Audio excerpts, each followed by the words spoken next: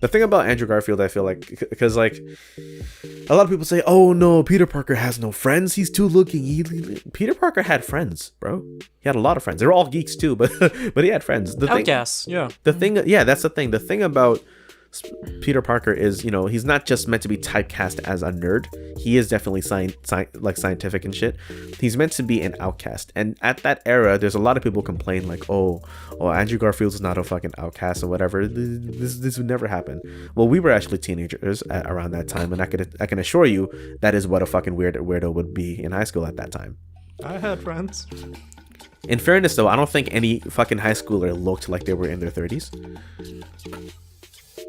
Right. You know, you can maybe, yeah, but you know, like at that time I was a teenager, and I can assure you he's a fucking weirdo. That's why I defend it. Like he's too good. I'm like, no, he's fucking weird. He's fucking weird.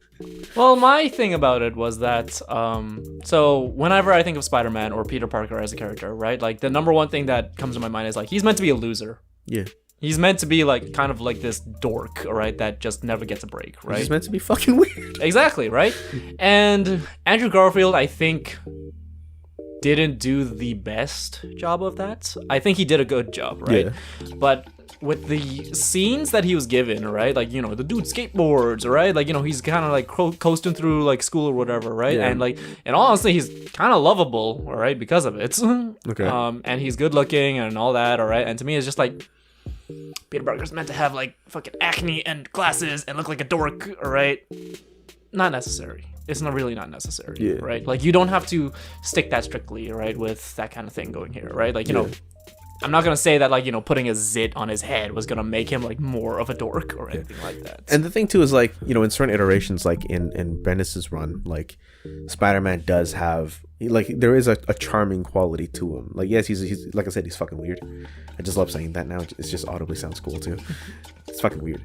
He's just a weirdo, yeah. Yeah, but there's still a charm to his weirdo ways, and I think that was demonstrated really well in a scene with when Uncle Ben confronted like Peter is like, bruh, why the fuck did you like bully this dude?